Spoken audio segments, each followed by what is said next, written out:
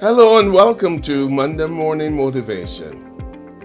Blessed are the meek, for they will inherit the earth. This is the third beatitude found in Matthew chapter 5 verse 5. Also listed as part of the fruit of the Spirit, meekness is perhaps one of the most misunderstood virtues. We've been socialized to see meekness as weakness. In fact, set in Jesus' day and culture, meekness would have been despised by both Romans and Greeks alike. And as it was then, so it still is today among so many people.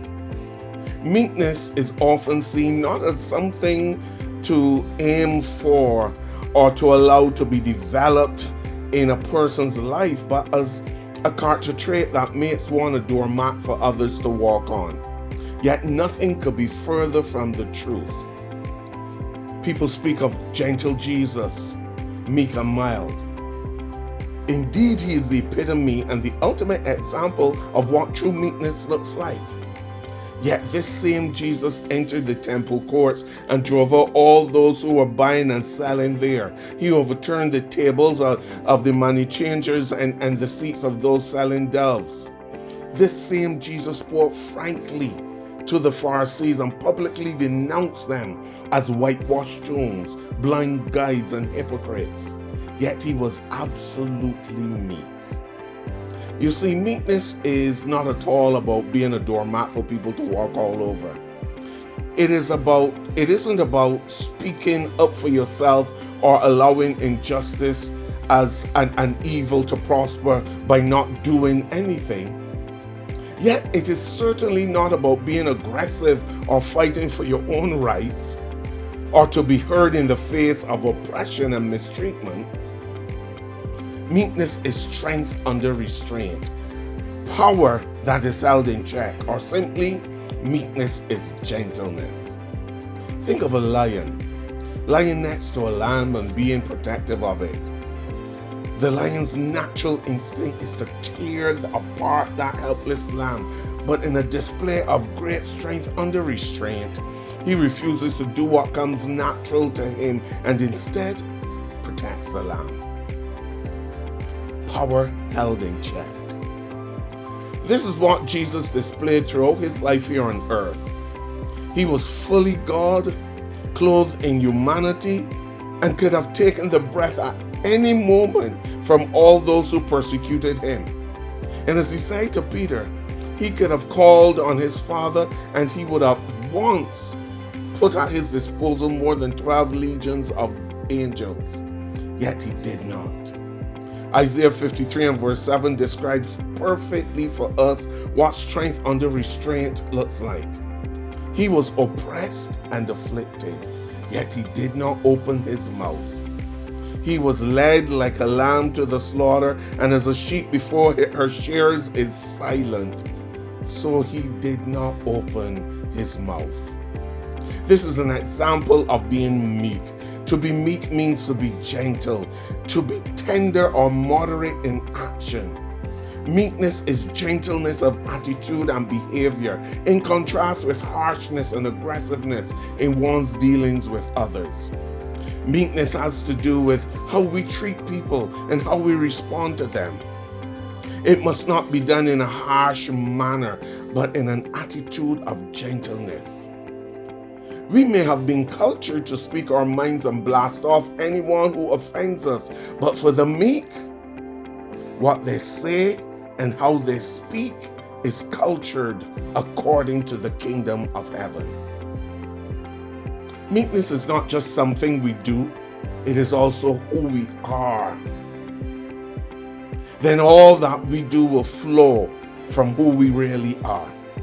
Philippians chapter 2 verse 5 to 8 demonstrates the close correlation between meekness and humility. And Paul tied Jesus' meekness to his humility, showing how meekness affected his attitude and behavior. And listen to what it says.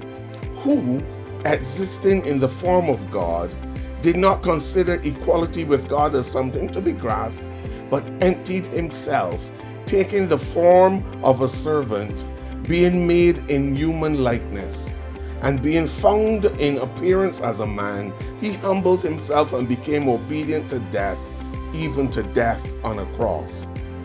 And here's the end result that is so counterculture to all that the world would expect from such an attitude.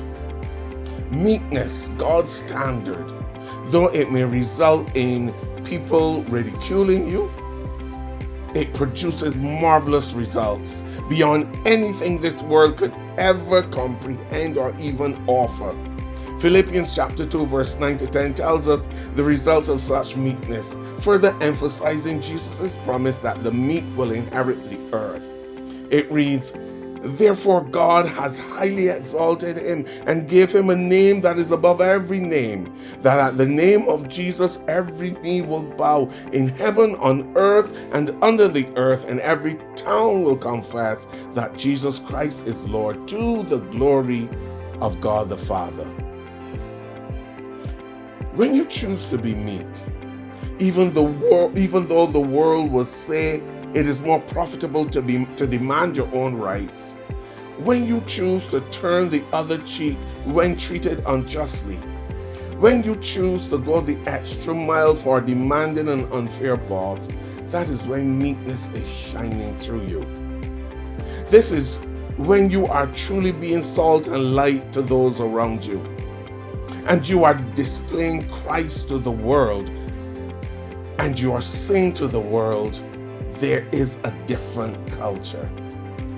You see, each day you get to choose what your inheritance will be at the end of it all.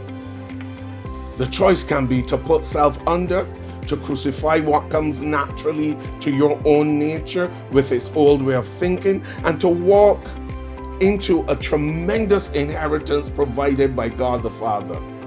Or the choice can be to look like everyone else and refuse to be humiliated or mistreated, and walk under what is achieved through toil, sweat, and tears, but will never have eternal profit. The meek always receive an inheritance. And if that inheritance is not in this life, it will definitely be in the world to come.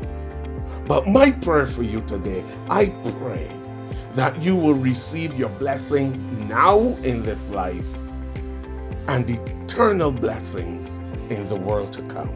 The meek will inherit, and you will inherit your blessings. God bless you. This has been Monday Morning Motivation. Join me again next Monday at 6 o'clock in the morning for another devotional. God bless you and have a wonderful week.